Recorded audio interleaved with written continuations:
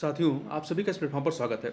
यहाँ पर हम लोग जो है उत्तर प्रदेश लोक सेवा आयोग के द्वारा जो पीसीएस की परीक्षा कराई गई है पूर्व में, उन पूर्व के प्रश्नों को या प्रीवियस ईयर के प्रश्न पत्रों को हम लोग जो है यहाँ एक एक करके देख रहे हैं।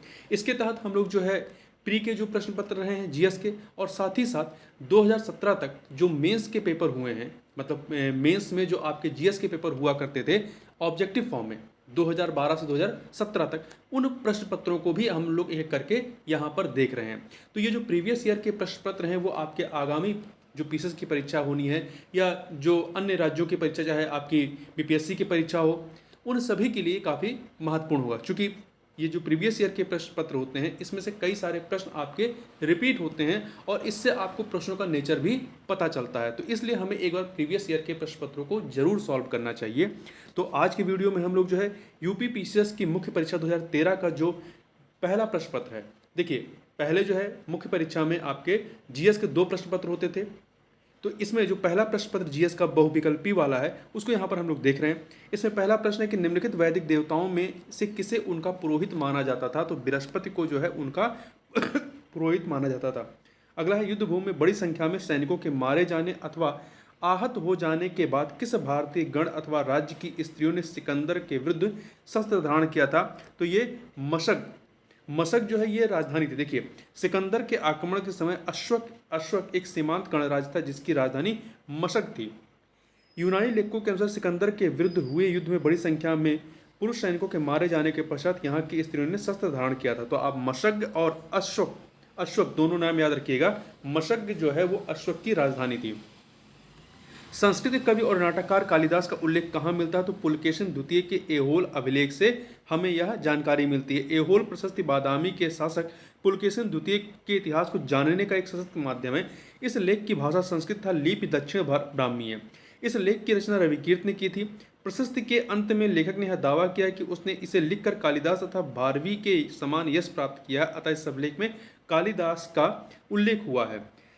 यहाँ पे 2 सूचियाँ दी गई हैं, इन्हें हमें सुमिलित करना। एक तरफ गुप्त मंदिर, गुप्तकालीन मंदिर हैं और वो कहाँ पर बनाए गए हैं, इनको यहाँ सुमिलित करना। देखिए आप यहाँ पर जो ईंट निर्मित मंदिर है ये कहाँ पे है, भितरगांव में है।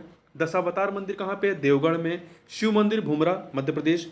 विष्णु मंदिर कहाँ पे है, एरण में है।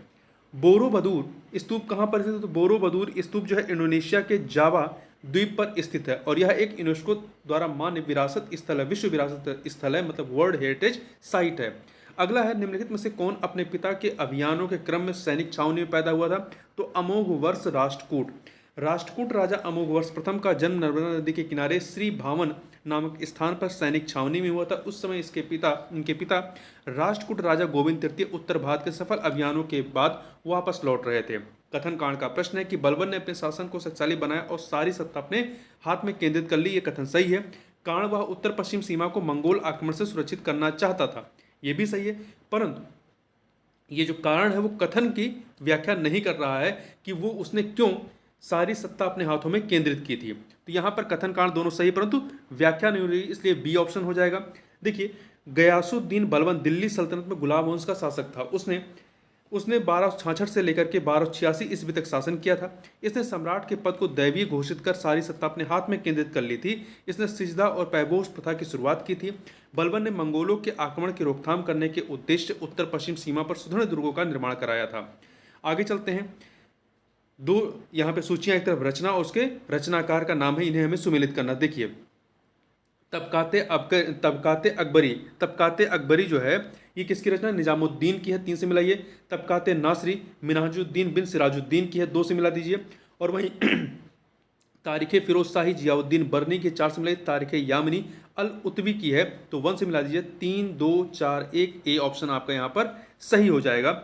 अगला है, निम्नलिखित में से किसे द्वितीय ताजमहल कहा गया है। तो द्वितीय ताजमहल जो है वो रबिया उद दौरानी का मकबरा। रबिया उद दौरानी ये औरंगजेब की पत्नी थी। औरंगजेब ने औरंगाबाद में अपनी प्रिय पत्नी रबिया उद दौरानी के मकबरे का निर्माण 1651 से 1661 में ईस्वी में कराया था। इसे बीवी का मकबरा भी कहा जाता है। इसकी स्थापत्य कला शैली सुप्रसिद्ध ताजमहल पर आधारित है, इसे द्वितीय ताजमहल भी कहा जाता है, किंतु ताजमहल की तुलना में यह मकबरा कम सुंदर है। ठीक है, ऐसी मान्यता है कि इस मकबरे का निर्माण औरंगजेब के शासनकाल में उसके पुत्र आजम शाह के निर्देशन में संपन्न हुआ था। अगला प्रश्न है कि निम्नलिखित चित्रकारों में से किसे जहांगीर ने नादिर उज जमा की पदवी दी थी। तो अबुल हसन, देखिए मुगल चित्रकला जहांगीर के शासनकाल में अपनी पराकाष्ठा पर पहुंचती है। इनके शासनकाल में कई सारे चित्रकार थे। इसमें दो नाम महत्वपूर्ण थे, एक थे उस्ताद मंसूर और दूसरे थे अबुल हसन। सम्राट जहांगीर ने उन दोनों को, उस्ताद मंसूर को नादिर उल असर की और अबुल हसन को जो है नादिर उल जमा की उपाधि दी थी। तो यहाँ पे प्रश्न में नादिर उल जमा पूछा, मतलब आपका अबुल हसन हो जाएंगे।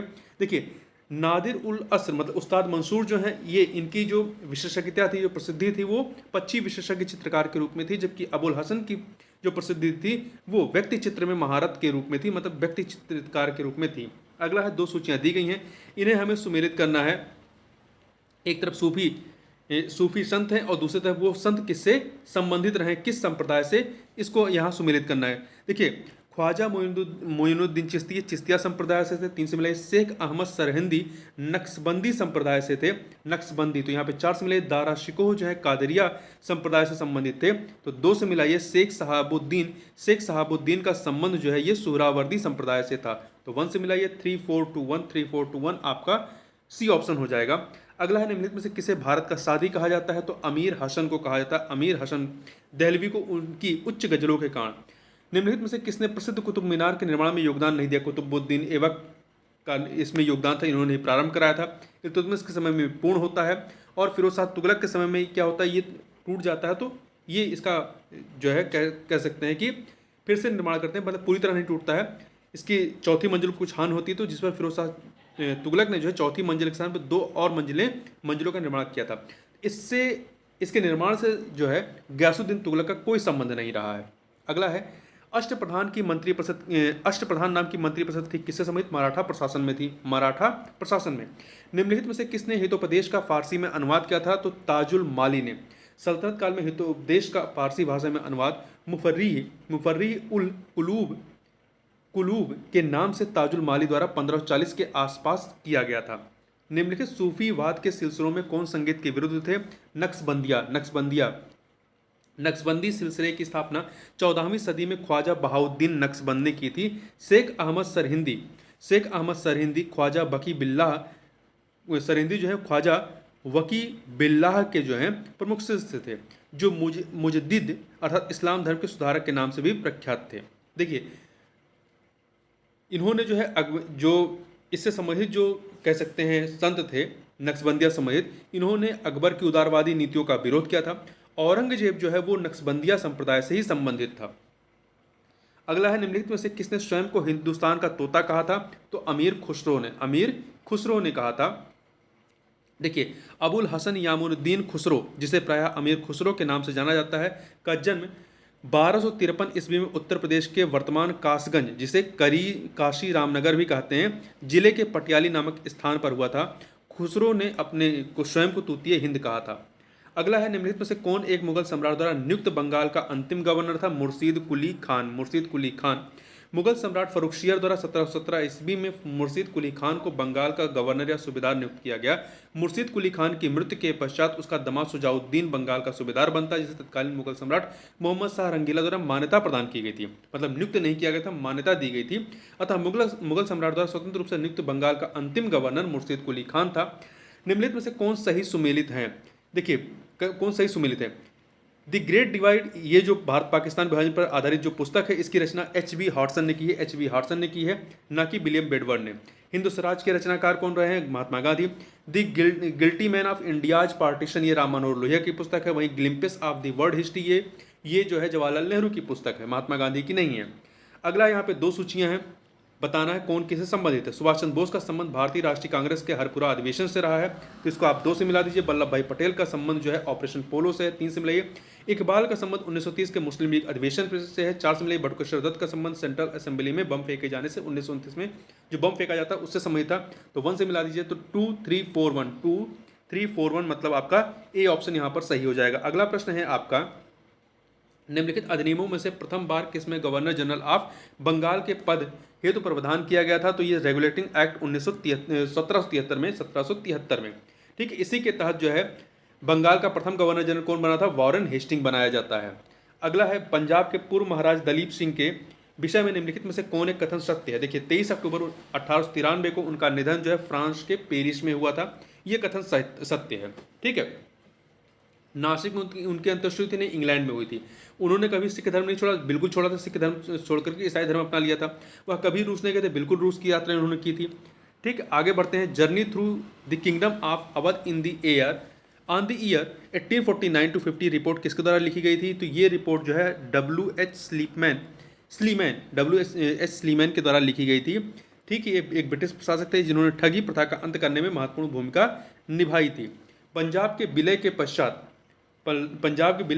पंजाब पर शासन करने के लिए निम्नलिखित में से कौन तीन का परिषद का सदस्य नहीं था? देखिए, जो तीन लोगों की परिषद बनाई गई थी, लॉर्ड डलहौजी ने 1849 में जो है पंजाब पर शासन करने की तीन लोगों की परिषद बनाई थी, जिसमें आपके John Lawrence, sir Henry Lawrence और चार्ल्स ग्रेविल मॉन्सेल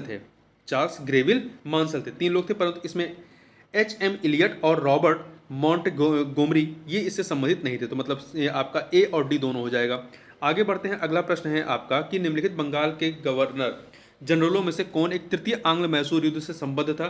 तो लॉर्ड कॉर्नवालिस का संबंध जो है वो तृतीय आंग्ल मैसूर युद्ध से था, और तृतीय आंग्ल मैसूर युद्ध 1790 से 1792 के मध्य में होता है। इसका अंत जो है श्रीरंगपट्टनम की सदी से होता है। टीपू सुल्तान के साथ ये संधि की जाती है 1792 में, जिसके अनुसार टीपू को अपने राज्य का लगभग आधा भाग अंग्रेजों को देना पड़ता है।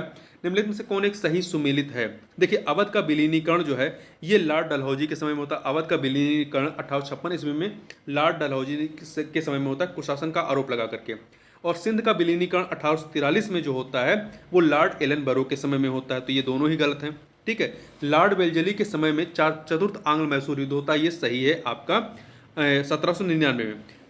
तृतीय आंग्ल मराठा युद्ध जो है सर जॉन शोर के समय में नहीं बल्कि लॉर्ड हेस्टिंग के समय में 1817-18 में होता है। अगला है, निम्नलिखित में से किसने कौमी आवाज पत्र का आरंभ किया था? तो जवाहरलाल नेहरू ने। ठीक है, ये उर्दू अखबार था।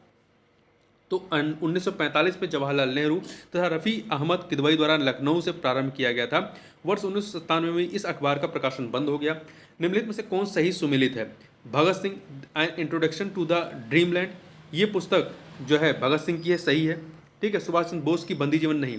सचिंद्रनाथ सन्याल की बंदी जीवन, जबकि इंडियन स्ट्रगल जो है सुभाष चंद्र बोस की है। मैं अनिश्वरवादी क्यों हूँ, ये भगत सिंह की पुस्तक है। आगे बढ़ते हैं। अगला प्रश्न है कि 1916 में भारतीय राष्ट्रीय कांग्रेस के लखनऊ अधिवेशन की अध्यक्षता किसने की थी?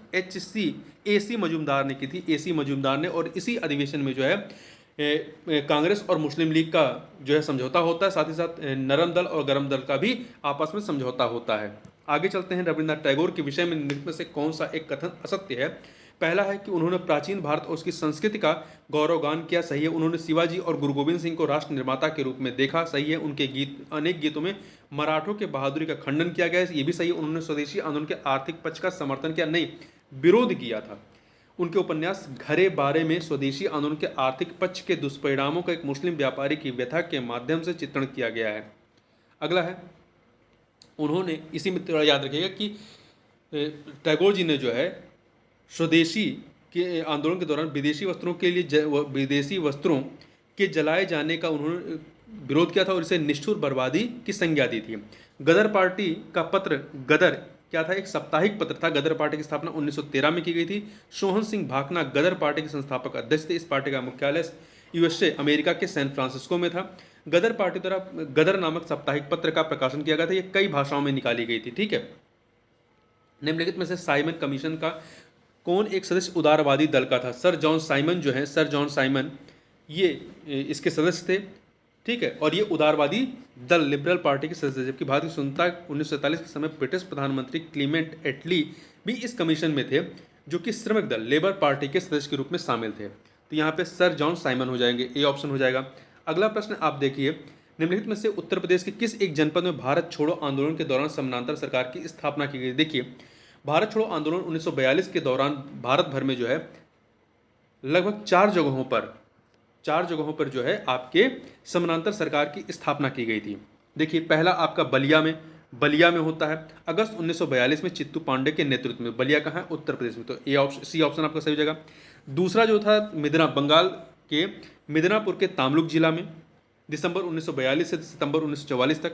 यहाँ की जातीय सरकार ने तूफान पीड़ितों की सहायता के लिए कार्यक्रम प्रारंभ किया। तीसरा था महाराष्ट्र के सतारा में 1943 के मध्य से 1945 तक। ठीक है। यह सबसे लंबे समय तक चलने वाली सरकार थी। यहाँ पर प्रति सरकार के नाम से समानांतर सरकार स्थापित की गई थी। इसके प्रमुख नेता वाई बी चौहान तथा एवं नाना पाटिल थे। इसके अतिरिक्त उड़ीसा के तलचर में भी कुछ समय तक समानांतर सरकार रही थी। शक्ति के विरुद्ध अधिकार की इस लड़ाई में विश्व की सहानुभूति चाहता हूं, यह कथन किससे संबंध है? तो गांधी जी की दांडी यात्रा से संबंध है। 5 अप्रैल 1930 को महात्मा गांधी अपने नमक सत्याग्रह के तहत दांडी ग्राम पहुंचे थे। निम्नलिखित घटनाओं पर विचार कीजिए और घटनाओं का सही कालानुक्रम का चयन कीजिए। देखिए, गांधी इरविन समझौता जो है आपका 5 मार्च 1931 को होता है। ठीक है। भगत सिंह को फांसी 23 मार्च 1931 को मिलता है। भारतीय राष्ट्रीय कांग्रेस का कराची अधिवेशन इसके बाद में होता है, 26 से 31 मार्च 1931 को होता है। और वहीं द्वितीय गोलमेज सम्मेलन जो होता है आपका, ये सितंबर 1931 में होता है। तो क्रम क्या हो जाएगा? 1 2 3 4 इसी क्रम में रहेगा। तो ए ऑप्शन हो जाएगा आपका। आगे बात करते हैं, निम्नलिखित कथनों में से कौन सा असहयोग आंदोलन के संबंध में सही नहीं है? तो देखिए, इस आंदोलन की अवधि 1920 से 1922 तक थी, सही है। 1 वर्ष के भीतर स्वराज की प्राप्ति का इसका लक्ष्य था, महात्मा गांधी जी ने ऐसा ही कहा था, ये भी सही है। इसमें बहिष्कार की योजना थी, ये भी सही है। मोहम्मद जिन्ना M.A. जिन्ना ने इस आंदोलन का समर्थन किया था, बिल्कुल नहीं, उन्होंने इसका विरोध किया था। ठीक है। तो यहाँ पर डी ऑप्शन सही नहीं है। अगला है, 1929 में नागपुर में संपन्न all India trade union Congress की अध्यक्षता किसने की थी? जवाहरलाल नेहरू ने की थी। और इसी अधिवेशन में इसका विभाजन हो जाता है। ठीक है। All India trade union Congress का विभाजन हो जाता है। इस अधिवेशन में नेहरू रिपोर्ट की आलोचना की गई थी, अतः दक्षिण पद्धति इससे अलग हो गए और उन्होंने NM जोशी और BB गिरी के नेतृत्व में Indian trade union federation ITUF की स्थापना किया, गठन किया। मुस्लिमों के लिए एक पृथक देश की प्रथम बार एक निश्चित अभिव्यक्ति कहाँ पर होती है? तो ये आपकी होती है 1930 के मुस्लिम लीग की इलाहाबाद अधिवेशन के इकबाल के अध्यक्षीय भाषण में होती है। आगे चलते हैं। अगला प्रश्न है आपका, आज़ाद हिंद फौज दिवस किस तिथि को मनाया जाता है? तो ये 12 नवंबर 1945 को मनाया जाता है, जबकि 5 से 11 नवंबर 1945 तक आज़ाद हिंद फौज के सिपाहियों RK सहगल, शहनवाज तथा गुरबख्श सिंह ढिल्लन पर लाल किले में मुकदमा चलाया गया था। भारत छोड़ो आंदोलन के समय भारत का प्रधान सेनापति कौन थे? तो ये थे आपके लॉर्ड बेबल। 1942 में लॉर्ड बेबल थे कमांडर इन चीफ, जो कि बाद में वर्ष 1943 से 1947 तक भारत के वायसराय और गवर्नर जनरल भी रहे। भगत सिंह का स्मारक कहाँ है? तो ये आपका गुरदासपुर में, फिरोजपुर में 23 मार्च 1931 में को ब्रिटिश सरकार द्वारा भगत सिंह, राजगुरु और सुखदेव को लाहौर में फांसी पर लटका दिया गया और चोरी छुपे उनका अंतिम संस्कार फिरोजपुर जिले में सतलज नदी के तट पर कर दिया गया। आज उसी स्थान पर शहीद भगत सिंह स्मारक स्थित है, जहां प्रतिवर्ष 23 मार्च को हजारों लोग श्रद्धांजलि अर्पित करते हैं। अगला, निम्नलिखित में से किसे भारत में साम्यवाद का उच्चतम पुजारी कहा गया है? जवाहरलाल नेहरू को माना जाता है। ठीक है। निम्नलिखित में से किसने असहयोग आंदोलन के दौरान विदेशी वस्त्रों के जलाए जाने का विरोध किया था? तो रविन्द्रनाथ टैगोर जी ने कहा था, इससे निष्ठुर बर्बादी की संज्ञा दी थी इन्होंने। ठीक है। जबकि महात्मा गांधी ने इसका सपोर्ट किया था। निम्नलिखित समाज सुधारकों में से कौन संस्कृत भाषा में प्रवीणता के लिए जाना जाता है? दयानंद सरस्वती, ईश्वरचंद्र विद्यासागर, राजा राममोहन राय, ये तीनों के तीनों ही जो है संस्कृत भाषा में प्रवीण व्यक्ति थे। ठीक है। आगे चलते हैं। निम्नलिखित घटनाओं पर विचार कीजिए तथा नीचे दिए कूट से उनका सही कालानुक्रम का चयन कीजिए। खिलाफत आंदोलन, देखिए खिलाफत आंदोलन आपका 1919 से 1922 तक रहा था। जलियांवाला बाग हत्याकांड जो है 13 अप्रैल 1919 की घटना है।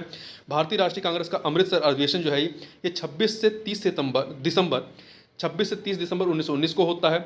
ठीक है। और वहीं रोलेट सत्याग्रह जो है 6 अप्रैल 1919 को आता है। तो इस प्रकार यदि आप क्रम देखेंगे तो सबसे पहले रोलेट सत्याग्रह आएगा। ठीक है। रोलेट सत्याग्रह आएगा, इसके बाद आपका जलियांवाला बाग हत्याकांड होगा, फिर भारतीय राष्ट्रीय कांग्रेस का अमृतसर अधिवेशन होगा, फिर आपका खिलाफत आंदोलन आएगा। तो 4 2 3 1 हो जाएगा, आपका ए ऑप्शन हो जाएगा यहाँ पर।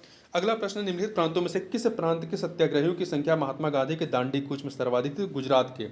यहाँ से 78 लोग यहाँ से चुने गए थे। ठीक है। 78 लोग यहाँ से चुने गए थे।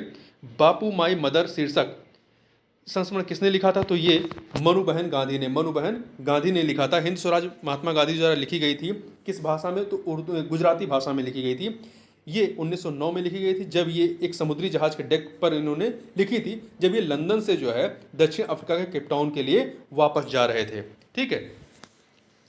जिस पर इस पुस्तक पर ब्रिटिश सरकार द्वारा प्रतिबंध लगा दिया गया था। इसके बाद प्रतिबंध से बचने के लिए इसे अंग्रेजी में अनुवादित किया गया था, पहले ये गुजराती में थी। निम्नलिखित पत्रकारों में से कौन महात्मा गांधी के जीवनीकार रहे हैं? तो लुई फिशर जो हैं ये इनके जीवनीकार रहे हैं। ठीक है। और ये भारत छोड़ो आंदोलन के दौरान यहाँ पर थे, मतलब ये पत्रकार जो अमेरिकी पत्रकार लुई फिशर यहाँ पर थे। आगे चलते हैं। भारतीय राष्ट्रीय कांग्रेस के निम्नलिखित अधिवेशनों में से किस एक की अध्यक्षता जवाहरलाल नेहरू ने सर्वप्रथम की थी? तो लाहौर अधिवेशन 1929 की अध्यक्षता सर्वप्रथम इन्होंने की थी। इसी अधिवेशन में पूर्ण स्वराज का प्रस्ताव पारित किया गया था तथा 26 जनवरी को स्वतंत्रता दिवस मनाने का निश्चय किया गया था।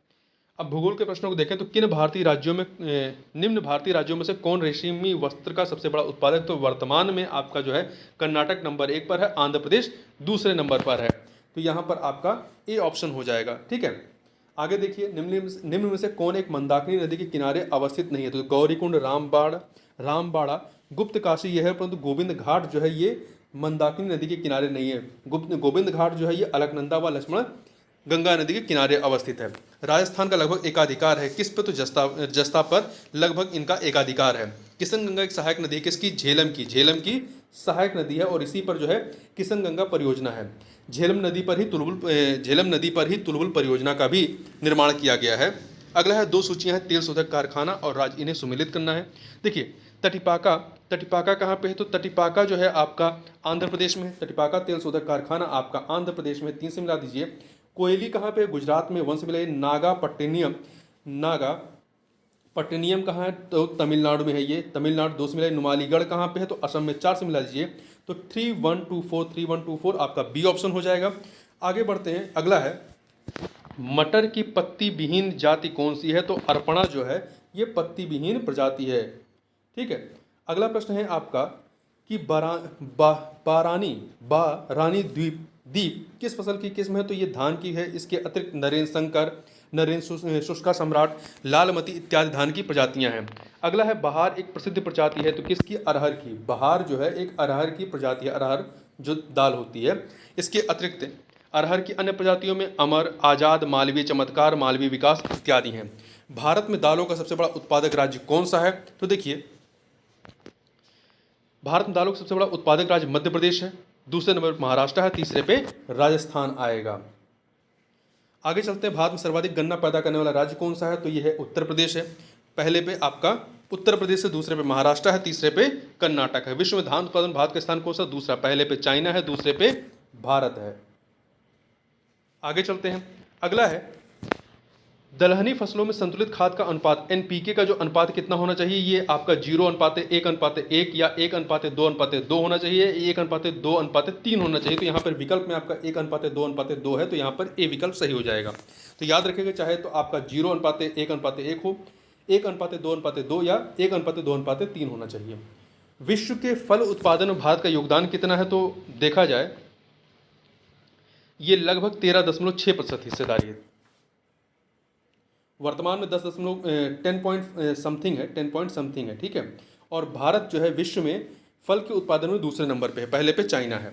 पूसा बोल्ड एक प्रजाति है किसकी? तो ये सरसों की एक प्रजाति है। पूसा बोल्ड, पूसा जय, किसान और वरुणा इसकी प्रमुख प्रजातियां हैं सरसों की। संकर धान की खेती सर्वाधिक लोकप्रिय है कहाँ पर? चीन में जो है ये सर्वाधिक लोकप्रिय है। वहाँ चीन में धान के अंदर कुल क्षेत्रफल के आधे से अधिक पर संकर धान की खेती की जाती है। राष्ट्रीय कृषि विपणन संस्थान या इंग्लिश में कहते हैं national institute of agriculture marketing, NIAM कहाँ पर है? तो राजस्थान के जयपुर में है। ठीक है, वर्तमान में इसे चौधरी चरण सिंह राष्ट्रीय कृषि विपणन संस्थान के नाम से जाना जाता है। जेली बनाने हेतु निम्नलिखित में से कौन सा फल सर्वाधिक उपयुक्त पाया जाता है? तो अमरूद। देखिए, जो पपीता होता है, पपीते में पपाइन नामक तत्व पाया जाता है जो जेलेटिन को सेट नहीं होने देता है, वहीं अतः यह जेली बनाने के लिए उपयुक्त नहीं है। वहीं आम और कैथे की बात करें तो आम और कैथे में पेक्टिन की उपस्थिति जो है, तो आम में वो कच्चे होने की वजह से और आपका कैथे में पूर्णतः परिपक्व होने पर निर्भर करता है, जबकि अमरूद में पेक्टिन की उपस्थिति के लिए ये शर्तें अनिवार्य नहीं है। अतः अमरूद जेली बनाने के लिए उपयुक्त फल है। निम्नलिखित में से कौन कृषि क्रांति के संदर्भ में सही सुमेलित नहीं है? सफ़ेद जो है वो दूध क्रांति से है, दुग्ध क्रांति हरा अनाज से, सुनहरा उद्यान से, परंतु नीला जो है मुर्गी पालन नहीं बल्कि मत्स्य उत्पादन से संबंधित है। किस राज्य में केले का अधिकतम उत्पादन होता है? तो देखिए, वर्तमान में अधिकतम उत्पादन कहाँ पे होता है? आंध्र प्रदेश में होता है। कहाँ पर होता है? आंध्र प्रदेश में होता है, दूसरे पे महाराष्ट्र है, तीसरे पे गुजरात है, फिर आपका तमिलनाडु आएगा। देखिए, निम्नलिखित में से कौन सा एक सही सुमेलित नहीं है? क्लीवलैंड लोहा एवं इस्पात के लिए प्रसिद्ध है, डेट्रॉयट मोटरगाड़ी के लिए, मेसावी रेंज जो आपकी संयुक्त राज्य अमेरिका में है, ये कोयला क्षेत्र नहीं बल्कि लौह अयस्क क्षेत्र के लिए जाना जाता है, फिलाडेल्फिया पोत निर्माण के लिए है। निम्नलिखित में से किसे स्वर्ण द्वार का नगर कहा जाता है तो सैन फ्रांसिस्को को कहा जाता है, ये अमेरिका में है। निम्नलिखित में से किसे विश्व का चीनी का कटोरा कहा जाता है तो क्यूबा को कहा जाता है। किसे कहते हैं? क्यूबा को कहा जाता है। ठीक है, देखिए प्रश्नकाल में जब ये प्रश्न पूछा गया था तो क्यूबा में सर्वाधिक चीनी उत्पादन होने के कारण क्यूबा को विश्व का चीनी कटोरा कहा जाता है, क्योंकि यहाँ विश्व का सर्वाधिक चीनी उत्पादित होता था। परंतु वर्तमान में देखा जाए तो विश्व में चीनी उत्पादन में ब्राजील नंबर 1 पर है और भारत जो है दूसरे नंबर पर है। निम्नलिखित में से कौन एक भू आबद्ध देश नहीं है? तो इन चारों में से उज्बेकिस्तान, किर्गिस्तान, तजाकिस्तान, अजरबैजान में से तो आपके उज्बेकिस्तान, किर्गिस्तान, तजाकिस्तान की सीमा किसी भी समुद्र से नहीं लगती है। ठीक है, परंतु अजरबैजान की सीमा जो है, इसकी उत्तरी सीमा, अजरबैजान की पूर्वी सीमा जो है वो कैस्पियन सागर से लगती है। तो अजरबैजान जो है आपका क्या है? ये भू आबद्ध देश नहीं है। ठीक है, यहाँ पे डी वाला सही होगा। देखिए निम्नलिखित में से किस एक महाद्वीप में उसके संपूर्ण क्षेत्रफल में मैदानी भाग का प्रतिशत सर्वाधिक है? तो यूरोप में और दक्षिण अमेरिका दोनों में है। तो यहाँ पे दोनों में देखा जाएगा तो सबसे अधिक यूरोप में हो जाएगा, परसेंटेज के दृष्टिकोण से यूरोप में ज़्यादा हो जाएगा। ठीक है, स्थानीय वायु का नाम और संबंधित देश। देखिए सिराको का संबंध फ्रांस से नहीं है। सिराको एक भूमध्य सागरीय पवन है जिसका उद्गम सहारा रेगिस्तान में होता है। सिराको पवन द्वारा लीबिया से उठाए गए धूल कण को माल्टा, इटली, क्रोशिया, मोंटेनेग्रो, अल्बानिया व ग्रीस तक पहुंचाया जाता है। मतलब इसका संबंध फ्रांस से नहीं है। जबकि बोरा का संबंध इटली से है, बिलजार्ड का संबंध कनाडा से है। तो यहाँ सिराको छोड़ करके दूसरा तीसरा जो है ये सही सुमेलित है। यहाँ पूछा कौन सा सुमेलित नहीं है, तो पहला वाला ए विकल्प हो जाएगा। आगे चलते हैं, अगला प्रश्न निम्नलिखित देशों में से प्रति एकड़ कपास उत्पादन उच्चतम है किसका? तो चाइना का है। वर्तमान में भी चाइना का है। ठीक है, चाइना में, चीन में कितना? 2122 किलोग्राम प्रति हेक्टेयर है। भारत में 435 किलोग्राम प्रति हेक्टेयर है। यूएसए में 1065 किलोग्राम प्रति हेक्टेयर है। पाकिस्तान में 472 किलोग्राम प्रति हेक्टेयर है। मतलब विकल्प में जितने भी हैं भारत के अलावा सब भारत से सभी अधिक, मतलब भारत के अलावा जो भी देश हैं यूएसए, चीन और पाकिस्तान, यहाँ पर प्रति हेक्टेयर उत्पादकता जो है कपास की भारत से अधिक है। निम्नलिखित देशों में से कौन एकमात्र चुकंदर से चीनी का निर्माण करता है? तो यूक्रेन है जो कि चुकंदर से चीनी का निर्माण करता है। संयुक्त राष्ट्र विश्व पर्यटन संघ की रिपोर्ट 2011-10 के अनुसार, तो देखिए ये यदि हम लोग लेटेस्ट देखें तो 2022 के अनुसार जो है नंबर 1 पे कौन है? जहाँ पे सर्वाधिक भ्रमण वाला देश, मतलब लोग पर्यटक जाते हैं, तो वो है फ्रांस। निम्नलिखित देशों में से कौन मक्का उत्पादन में विश्व में द्वितीय स्थान पर है? तो मक्का उत्पादन में जो है चाइना दूसरे नंबर पे है। पहले पे संयुक्त राज्य अमेरिका है, दूसरे पे चाइना है, तीसरे पे ब्राजील है। दो सूचियां दी गई हैं कोयला क्षेत्र और अवस्थित कहाँ पे? तो कुजबास जो है आपका, कुजबास ये रूस में है। कुजबास जो है आपका कहाँ पे है? रूस में है। रेड बेसिन कहाँ पे है? रेड बेसिन चाइना में है। बिस्टल, बिस्टल कहाँ पे है? तो बिस्टल आपका यूनाइटेड किंगडम में है, यूके और न्यू साउथ वेल्स ऑस्ट्रेलिया में है। देखिए कुजबास रशिया में है, रेड बेसिन चाइना में है, बिस्टल यूनाइटेड किंगडम में है, न्यू साउथ वेल्स ऑस्ट्रेलिया में है। तो 2413 आपका बी ऑप्शन हो जाएगा, बी ऑप्शन 2413। आगे चलते हैं, अगला है निम्नलिखित में से कौन सा युग्म गलत है? रूर औद्योगिक प्रदेश कहाँ पे? जर्मनी में सही है। फ्लैंडर्स औद्योगिक प्रदेश बेल्जियम तथा फ्रांस की सीमा पर है। स्कॉटलैंड औद्योगिक क्षेत्र आपका स्वीडन में नहीं बल्कि यूके यूनाइटेड किंगडम में है। तो यहाँ पर सी वाला सही नहीं है। न्यू इंग्लैंड औद्योगिक क्षेत्र कहाँ पे है? यूएसए, संयुक्त राज्य अमेरिका में। भारत का राष्ट्रीय सामुद्रिक पार्क स्थित है कहाँ पे? कच्छ में। कच्छ कहाँ है? गुजरात के जामनगर में स्थित है और इसकी स्थापना 1982 में की गई थी। हरियाली योजना का संबंध किससे है? तो इसका संबंध जल प्रबंधन से है। इसकी शुरुआत तत्कालीन प्रधानमंत्री अटल बिहारी वाजपेयी ने 27 जनवरी 2003 को की थी। ठीक है, ये जल संग्रहण संबंधित विकास योजना है। अगला है यहाँ पे बताना कौन सा सही सुमेलित नहीं है। जैवमंडल आगार, और वो कहाँ अवस्थित है? मानस जैवमंडल आगार जो है या बायोस्फीयर जो है वो आपका मेघालय में नहीं बल्कि असम में अवस्थित है, इसलिए ए ऑप्शन सही नहीं है। नंदा देवी उत्तराखंड में है, कंचनजंगा सिक्किम में है, अगस्तामालाई जो है आपका केरल में स्थित है। वहीं आगे देखें, निम्नलिखित में से किसने सर्वप्रथम बायोडाइवर्सिटी शब्द का प्रयोग किया था? तो सर्वप्रथम बायोडाइवर्सिटी शब्द का प्रयोग जो है वो वाल्टर जी रोशन ने किया था। वाल्टर जी रोशन ने किया था। ठीक है, बायोडाइवर्सिटी शब्द का। आगे चलते हैं, निम्न में से किसने तिब्बत पठार के ऊपर वर्ष 2005 में ओजोन आभा मंडल या ओजोन हैलो का पता लगाया था? तो GW केंट मूर, ये टोरंटो विश्वविद्यालय के वैज्ञानिक थे। ठीक है, 2005 में इन्होंने पता लगाया था। वैज्ञानिकों की निम्न टीमों में से किसने सर्वप्रथम अंटार्कटिका के ऊपर ओजोन क्षेत्र का पता लगाया था? तो ब्रिटिश टीम ने लगाया था 1985 में टोटल ओजोन मैपिंग स्पेक्ट्रोमीटर की मदद से। अगला निम्नलिखित में से कौन एक वायु प्रदूषण की रोकथाम की एक यंत्रीय विधि नहीं है?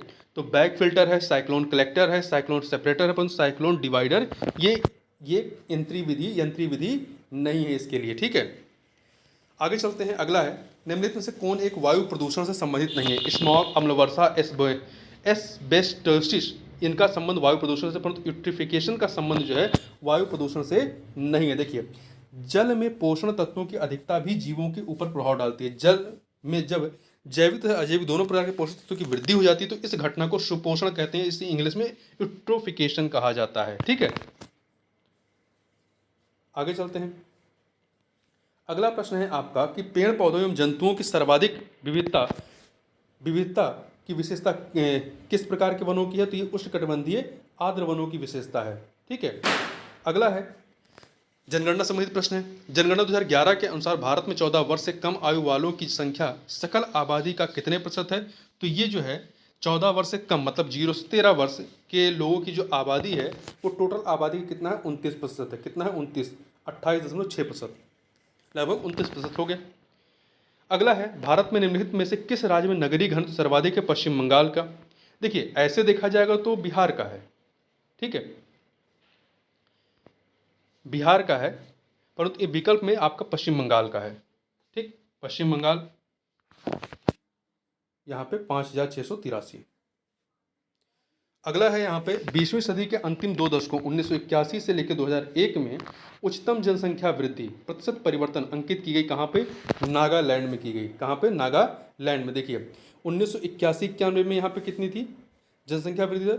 56.8%। 1991 से 2001 में ये 64.53 हो जाती है। वहीं 2001 से 2011 में ये निगेटिव हो जाती है, -0.6% हो जाती है। आगे बढ़ते हैं।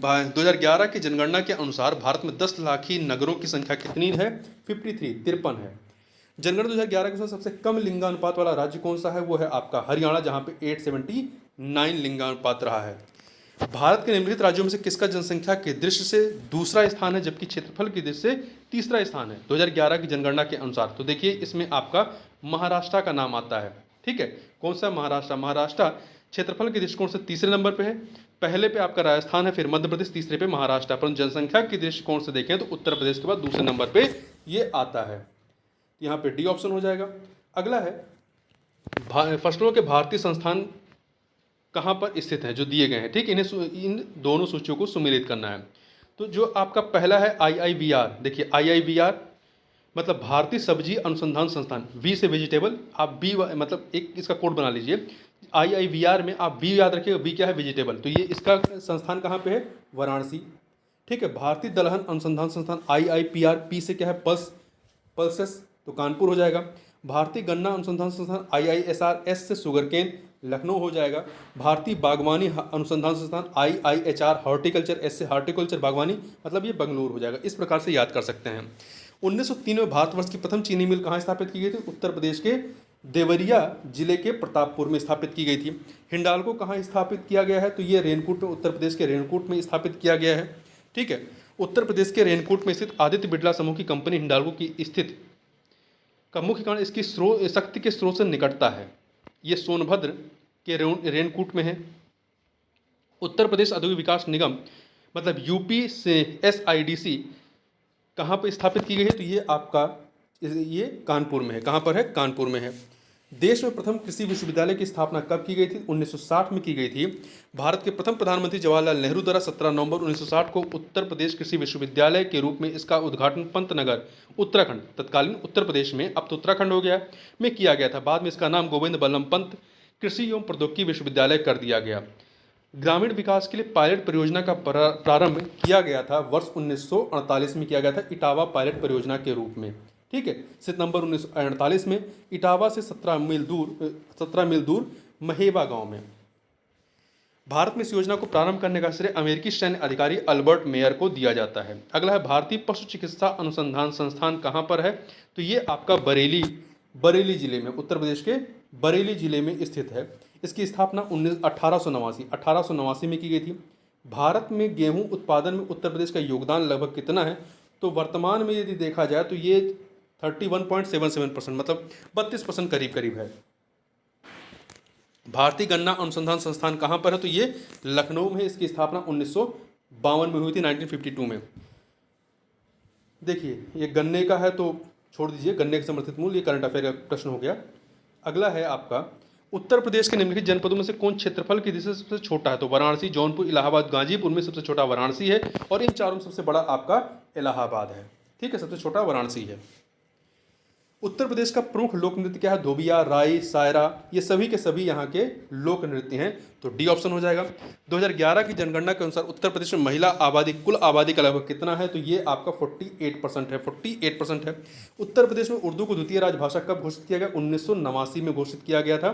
ठीक है, और उर्दू भाषा के विकास एवं प्रचार प्रसार के लिए उत्तर प्रदेश उर्दू अकादमी की स्थापना 1972 में की गई थी। वहीं अगला प्रश्न, 2011 की जनगणना के अनुसार उत्तर प्रदेश में पुरुष साक्षरता दर कितनी है? तो जो अनंतिम आंकड़े थे उसके अनुसार ये 79.24, जबकि अंतिम आंकड़ों के अनुसार ये जो है 77.3%, 77.3% रही है। 31 मार्च 2013 को उत्तर प्रदेश में केंद्रीय विश्वविद्यालय की संख्या कितनी थी? तो वर्तमान में देखा जाए तो 6 हैं। ठीक है, उस समय 4 थे, वर्तमान में कितने हैं? 6 केंद्रीय विश्वविद्यालय हैं, जिसमें 4 केंद्रीय विश्वविद्यालय देखिए, अलीगढ़ मुस्लिम विश्वविद्यालय, अलीगढ़ में बनारस हिंदू विश्वविद्यालय बनारस, बाबा साहब भीमराव अंबेडकर विश्वविद्यालय लखनऊ, इलाहाबाद विश्वविद्यालय प्रयागराज है। वहीं ये सामान्य है। वहीं एक केंद्रीय कृषि विश्वविद्यालय है रानी लक्ष्मीबाई केंद्रीय कृषि विश्वविद्यालय झांसी में, और एक विमानन विश्वविद्यालय है राजीव गांधी राष्ट्रीय विमान विश्वविद्यालय अमेठी में। अगला है, उत्तर प्रदेश में निम्नलिखित उत्तर प्रदेश के जनपदों में भोक्सा जनजाति कहाँ रहती है, पाई जाती है? तो बिजनौर और आगरा में, बिजनौर और आगरा में। निम्नलिखित में से किस शहर में जैव प्रौद्योगिकी पार्क स्थित है? तो ये लखनऊ में है। उत्तर प्रदेश की फसल गहनता लगभग कितनी है? तो वर्तमान में यदि देखा जाए तो याद रखिएगा 155.89% है, 155.89% है। ठीक है, तो निकटतम आपका सी ऑप्शन हो जाएगा। उत्तर प्रदेश में कृषि विश्वविद्यालयों की संख्या कितनी है? तो यहाँ पर देखिए वर्तमान में आपके कितने? 6 हैं।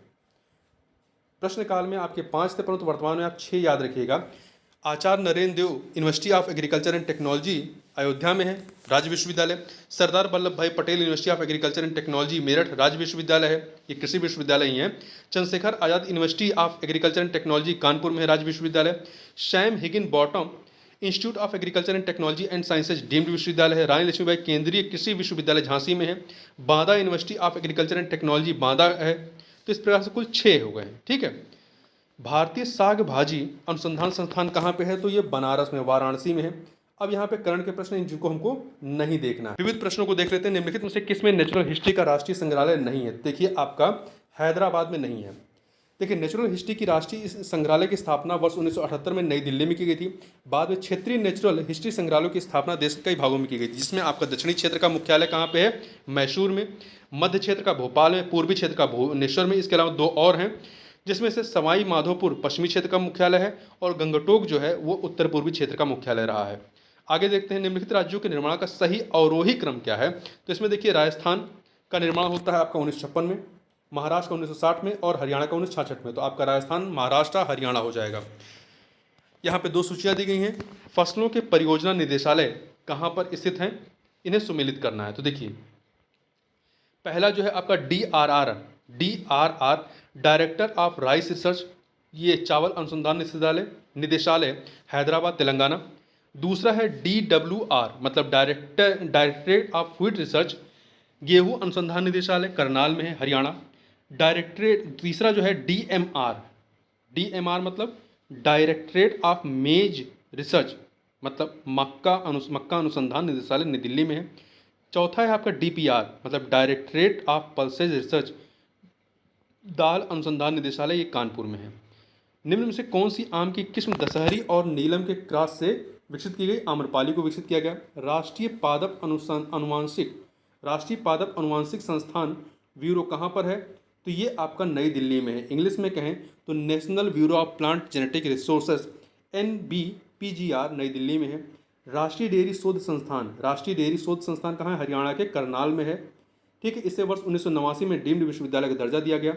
अगला यहाँ पे 2 सूचियाँ दी गई, इन्हें सुमेलित करना। देखिए पहला है आपका CSSRI मतलब central soil salinity research institute, Hindi में केंद्रीय मृदा लवणता अनुसंधान संस्थान करनाल, हरियाणा में है। दूसरा है आपका CTCRI central tuber crops research institute, Hindi में है तो केंद्रीय कंद फसल अनुसंधान संस्थान तिरुवनंतपुरम केरल में है। तीसरा है आपका IRRI international rice research institute, आपका अंतर्राष्ट्रीय चावल अनुसंधान संस्थान मनीला में है फिलीपींस के। और चौथा है आपका CAZRI central arid zone research institute, केंद्रीय शुष्क क्षेत्र अनुसंधान संस्थान, ये राजस्थान के जोधपुर में है। अगला है जारवा जनजाति के लोग जो हाल ही में चर्चा में कहाँ के निवासी हैं, तो ये आपके अंडमान निकोबार की जनजाति हैं। ठीक है, तो इस प्रकार से इस वीडियो में बस इतना ही, मिलते हैं नेक्स्ट वीडियो में, तब तक के लिए बहुत बहुत धन्यवाद।